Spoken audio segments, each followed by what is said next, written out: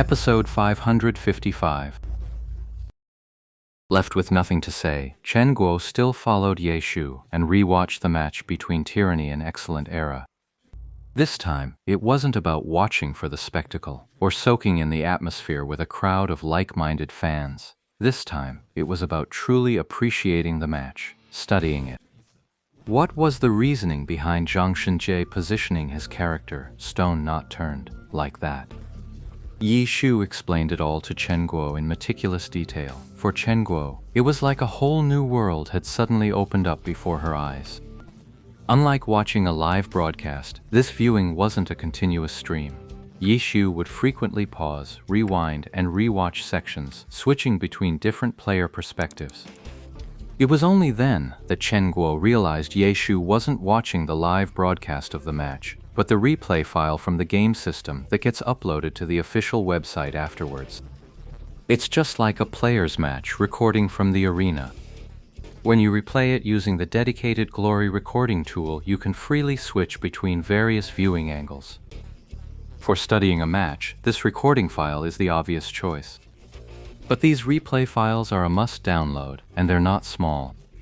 The moment Chen Guo left, Ye Shu started watching the recording. That meant he downloaded it long ago, and had been planning to study the match. It wasn't a spur-of-the-moment thing. Truly professional. Chen Guo thought to herself, her mind beginning to wander. In some spots, Ye Shu would stare intently without a word, but after looking over the same thing twice, Chen Guo still had no idea what he was seeing. Seeing Ye Shu so focused, she felt it would be rude to interrupt, so she just let her own mind wander a bit. Once Ye Shu had figured something out, he'd sometimes explain it to Chen Guo. Other times, he'd just continue on in silence. Chen Guo didn't press him. She listened when Ye Shu explained and kept quiet when he didn't. And so, a match that had lasted 24 minutes took Ye Shu a full hour to watch from start to finish. And he wasn't done. After it ended, he dragged the video back to several key moments and watched them all over again. Chen Guo was having quite the moment of reflection. She'd always thought she knew Glory inside and out, and that the only real gap between her and the pros was in raw mechanics. But after listening to Ye Shu's detailed breakdown of the match, one detail after another made Chen Guo realize deeply that things weren't as simple as she'd thought. Chen Guo suddenly remembered what Ye Shu had once said to Mok Tongru: if you want to surpass someone, you should at least understand how big the gap is first. Now Chen Guo realized that the same phrase applied to her as well. In fact, it applied to many veteran Glory players. The gap between casual players like them and the pros who treat the game as their life's work is truly beyond their imagination. That'll do.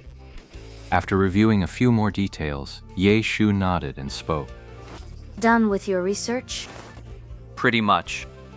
Ye Shu said, creating a document on the desktop. He named it Tyranny vs. Excellent Era, added the date in parentheses, and then began typing into it. Chen Guo watched for a moment and realized it was a summary of the match.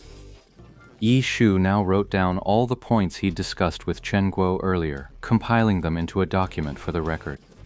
Chen Guo was beginning to understand that the life of a true pro player was far more grueling than she'd imagined. It wasn't just playing games, doing drills, and showing up for matches. She stayed by his side, watching quietly.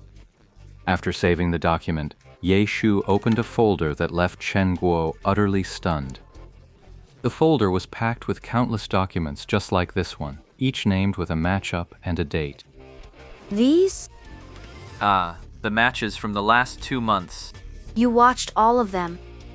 Not all of them. Can I take a look? Sure. Ye Shu moved aside, and Chen Guo took his seat.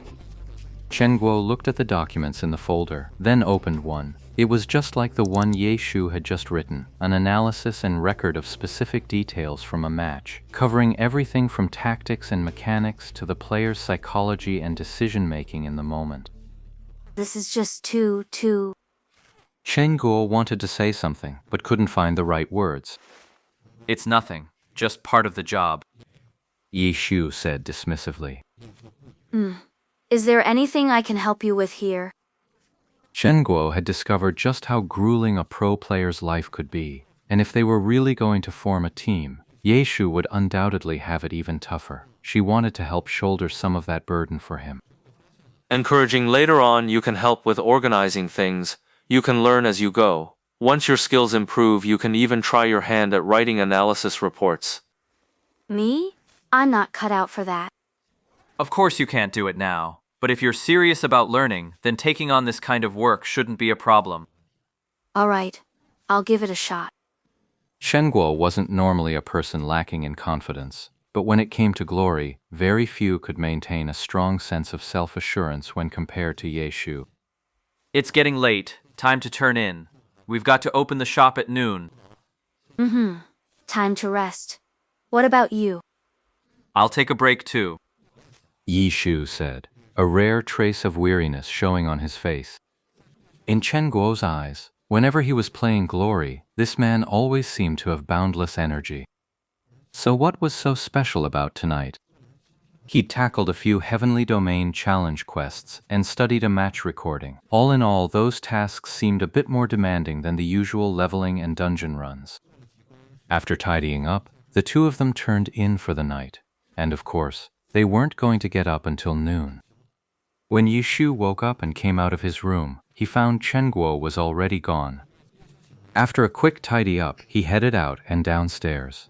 Sure enough, the internet cafe was already open for business. It was the afternoon of the 8th day of the Lunar New Year. Business was just so-so, and nobody was particularly busy. As Ye Shu came downstairs, the staff who had returned after the Spring Festival holiday greeted him and offered their New Year's wishes.